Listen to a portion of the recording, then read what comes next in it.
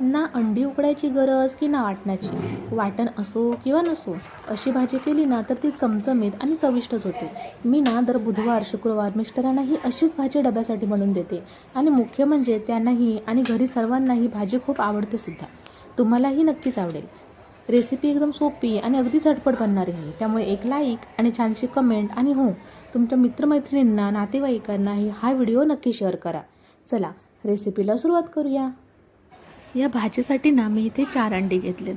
ही अंडी उकडून वगैरे घेतली नाही आहेत, त्यामुळे अंडी उकडण्याचा वेळ वाचतो आणि भाजी झटपट होते. कढईमध्ये तेल गरम केलं. तेल चांगलं गरम झाल्यावर तेलामध्ये लसूण टाकला.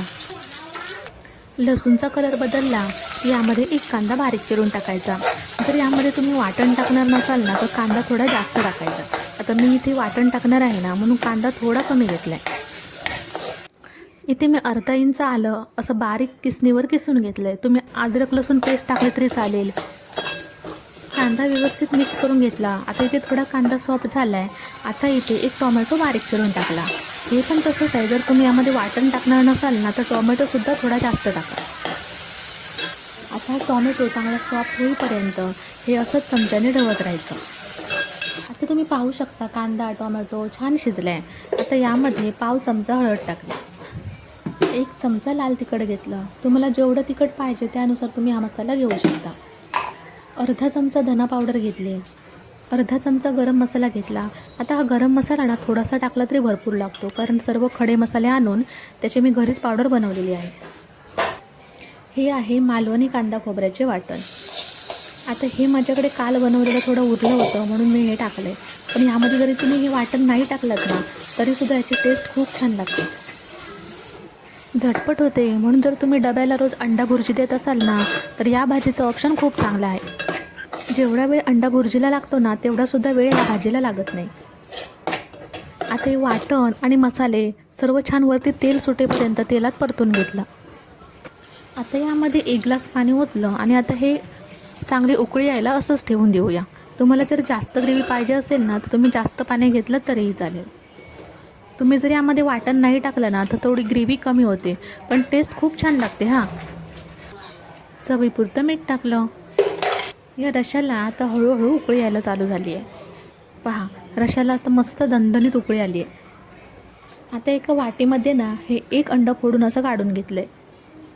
तुम्ही अंडं डायरेक्ट फोडून असं रश्यामध्ये टाकलात ना तरी पण चालेल, पण ते सगळं असं कुस्कर नको व्हायला म्हणून असं हे 1-1 वाटीत अंडं फोडून असं हळूच 1-1 ओतायचं. अशाच प्रकारे मध्ये थोडं थोडं अंतर ठेवून 4ही अंडी अशी रश्यामध्ये ओतून घेतली. आता ही 2-3 मिनटे अशीच छान या अंड्यांना उकळी यायला देऊया. आता हे मध्ये मध्ये असं चमच्याने ढवळायचं नाही नाहीतर हे अंडे कुस्करून जातील. काही जणांना ही अंड्याची भाजी माहिती देखील असेल, पण तुम्हाला जर ही भाजी माहिती नसेल ना, तुम्ही अशी भाजी अजून बनवली नसेल ना तर एकदा ही अशी भाजी बनवून बघा. खूप चमचमीत आणि चविष्ट होती. आणि रेसिपी आवडली तर एक कमेंट करायला कंजूसी करू नका. आणि अशाच नवनवीन रेसिपी पाहण्यासाठी आपल्या चॅनलला आताच सबस्क्राईब करा. 5 मिनिटांनी पाहू शकता तुम्ही अंडी व्यवस्थित शिजली आहे.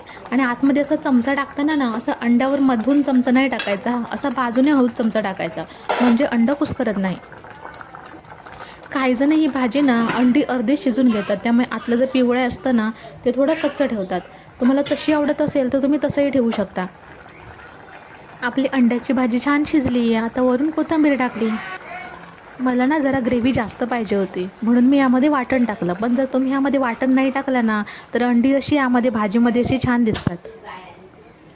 चमचमीत अंड्याची भाजी तयार आहे. आजची रेसिपी तुम्हाला कशी वाटली कमेंट करून नक्की सांगा. आणि तुम्हाला आपल्या चॅनलवर अजून कोणत्या रेसिपी पाहायला आवडतील ते सुद्धा मला सजेस्ट करा. पुन्हा भेटू अशीच छान रेसिपी घेऊन. तोपर्यंत बाय बाय.